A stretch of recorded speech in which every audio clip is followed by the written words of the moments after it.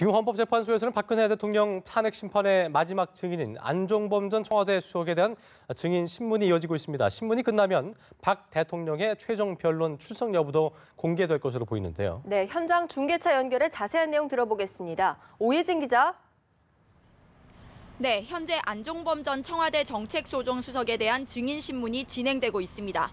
비선 실세 최순실 씨가 실제 운영한 미르 K스포츠재단 관련 질문이 집중됐는데 이 재단들이 과연 어떻게 기획됐고 기업 출연금 모금이 대가성 뇌물이었는지 등 핵심 쟁점에 대해서는 아직 명확한 진술이 나오지 않은 상태입니다. 오늘 함께 소환된 최 씨는 지난번 증언 때 다 이야기했다는 이유로 나오지 않아 안 전 수석이 사실상 탄핵 심판 마지막 증인이 될 전망입니다. 한편 헌재는 오늘 16차 변론을 진행하기에 앞서 재판의 신뢰를 훼손하려는 여러 시도에 대해 매우 우려한다고 밝혔습니다. 탄핵 심판이 막바지에 달할수록 고조되는 시위나 재판정 내부 소란 등을 염두에 둔 것으로 보이는데 이정미 헌재소장 권한대행은 변론을 시작하면서 재판 방해 행위를 절대 삼가달라고 강조했습니다.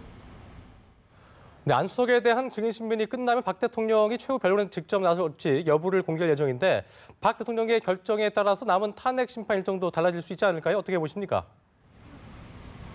네, 안 전 수석에 대한 증인 신문이 끝나면 대통령 대리인단은 박 대통령의 출석 여부를 공개할 것으로 보입니다. 불출석의 경우는 재판부는 예정대로 모레, 그러니까 24일에 최후 변론을 잡고 최종 선고도 이정미 소장 권한대행이 퇴임하는 3월 13일 이전에 내릴 것으로 보입니다. 이때 탄핵이 기각된다면 박 대통령은 즉시 업무에 복귀하고 인용된다면 4월 말이나 5월 초에 대선이 치러지게 됩니다. 반대로 박 대통령이 출석하기로 하면 대통령 대리인단은 지난번에 요구했듯 최종 변론일을 3월 2일이나 3일로 늦춰달라고 할 것으로 보입니다. 재판부가 이를 수용하면 최종 선고는 이 권한대행 퇴임 후에 가능할 것으로 보이는데 이렇게 되면 7인 재판관 체제로 심리가 진행됩니다. 지금까지 헌법재판소에서 연합뉴스TV 오혜진입니다.